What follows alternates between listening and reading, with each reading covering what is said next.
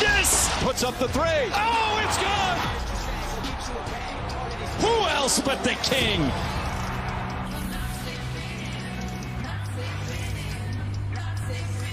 Let's get to the Mavs because Luka Doncic is getting in some cardio, looking lean, looking slender as he gets ready to lead Slovenia in next month's FIBA World Cup. And we can't talk Luka and the Mavs without bringing in our reporter, Tim McMahon. You can see Luka running some stairs there. I feel like that's what I need to go do after the show. I know.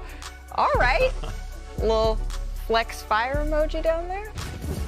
Tim, with that video aside, you've covered the Dallas Mavericks, their failure, I think it's fair to say, to make the playoffs this spring. Have the Mavericks done enough when you look at the moves they've made, when you look at the extension they signed Kyrie Irving to recover, to bounce back from last season's debacle here?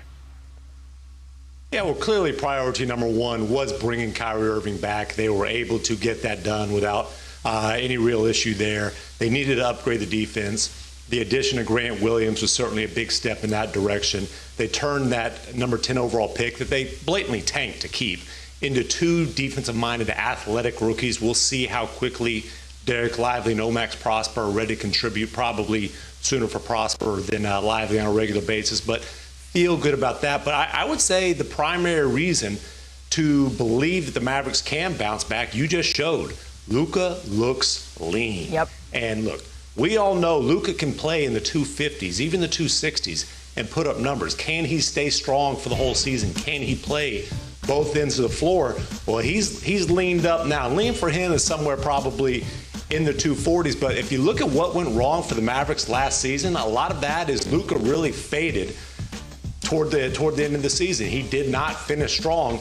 He's clearly taken that part of the conditioning part seriously. You don't have to wonder. Just log on to Instagram. He'll show you when he's working out.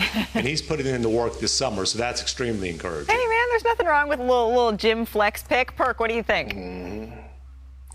No, I'm with it. I think the Mavs did enough to actually be in the playoffs. And I'm not talking about the play-in tournament. Again, I love what they did with the number 10 pick with Lively. I love the addition of Seth Curry.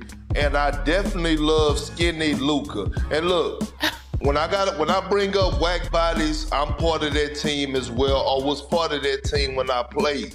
And this is not the first time that we have seen Luka come into training camp in great shape. The thing about it is being able to sustain that for the long haul, being able to be disciplined throughout the course of the season, knowing that you want to be at your peak when you hit postseason. That's why I give a lot of credit to Jokic. When you look at him and you look at how he was disciplined throughout the whole course of the season, that's what Luka has to do.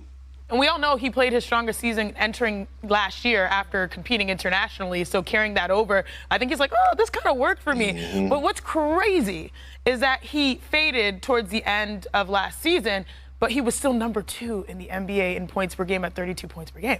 So you feel like if he's able to sustain himself, they absolutely are a playoff team, even in a stacked West.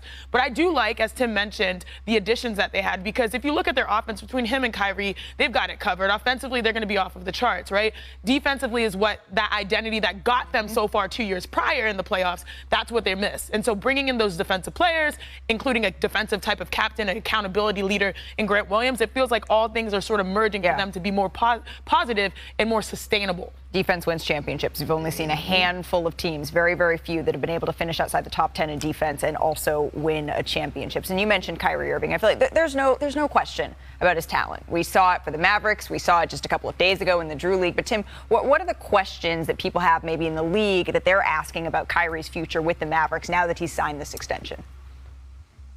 Well, they're the obvious questions based on Kyrie Irving's track record. He ended up forcing his way out of Cleveland. The Boston tenure did not end well. Brooklyn obviously forced his way out of there. It's essentially how long can the Mavericks keep Kyrie Irving happy? But look, the Mavericks were confident all along they would be able to keep him.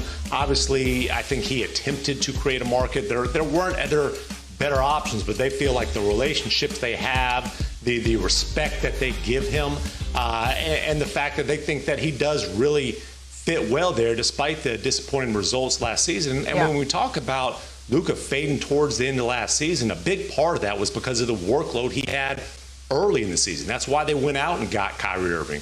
They desperately missed Jalen Brunson. They went out and got Kyrie Irving. The hope is these guys with the training camp together will be able to hit the ground running next season, and Luka won't have to put the team on his back every single offensive possession for the first few months of the season, as was the case a year ago when he clearly wore down. Tim, while we have you here, you also cover the Memphis Grizzlies extensively for us. Just 1 minute here, Perk. I just want to check in really quickly before we let you go. On Desmond Bane, Steven Adams are both recovering from injuries. Bane, of course, underwent a surgery, right, to repair a broken bone in his toe, and then Steven Adams had a stem cell injection in his knee. Tim, can you just let us know what right now the outlook is for both Bane and Adams for the start of the season? Well, the hope is that they'll have both of those guys back to start the season. Desmond Bane was able to finish the year playing on that injured toe, got it taken care of right after the season ended. Now, Steven Adams, I think they're being very careful with how they phrase that, because if you remember, that injury was originally supposed to be 3 to 5 weeks. After 3 to 5 weeks, then he got the stem cell injection. It ended up being, more than 3 months. Really missed him in the playoffs, really missed his presence inside. And the way that Zach Kleiman has phrased it is the target is for him to be ready at the start of the season. And obviously that would be huge for the Memphis Grizzlies. Absolutely, not to mention the addition of Marcus Smart, which we are going to be diving into as we march toward the 23-24 NBA season. All right, it is that time, Richard Jefferson's favorite time in the show, Kendra Perkins. Slide to your left a little bit. Tim, slide to your left a little bit. Please, just slide to your left. There we go. I just wanted to get you centered in your box. Right there, Stay. Man, perfect. Producer Perk, Director Perk is my favorite version of Kendrick Perkins. NBA Today is going to be back in 60 seconds. Now that you're centered up, Tim, please stick around because we're going to need to get into Nikola Jokic, the finals MVP, on the other side. Họ nghiệm 1, hoa thị thứ nhất, cái họ nghiệm thứ nhất là ta làm như này này. Sau đó cái dấu hoa thị thứ hai, cái họ nghiệm thứ hai ta cũng lại làm y như này nhá, nó sẽ dài, 3 họ nghiệm thì làm khá mất thời gian. Có cái cách mà chúng ta sẽ lấy nó nhanh hơn. Cách số 2 đó là chúng ta sẽ thay các giá trị của k, thay các giá trị là k bằng, thường là bắt đầu là từ -2 em ạ, rồi -1, 0, 1, 2, chấm chấm chấm. Thay tới khi nào vào họ nghiệm, vào các họ nghiệm, vào các họ nghiệm, tới khi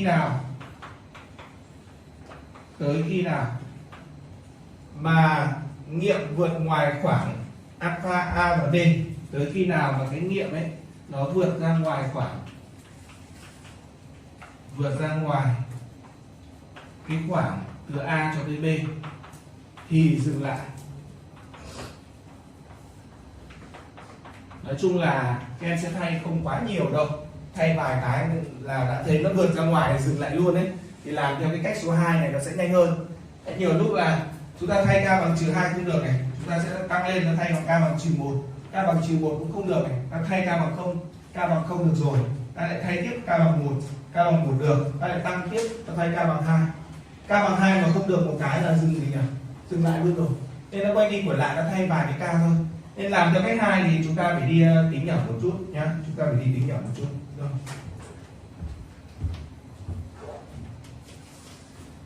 Rồi chúng ta làm cái ví dụ minh họa như này.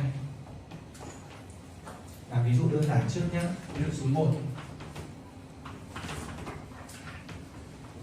Giải cái phương trình là sin 2x. Sin 2x cộng với pi trên 3 bằng 1 trên khoảng từ 0 cho tới pi. Giải cái phương trình này trên khoảng từ 0 cho tới pi.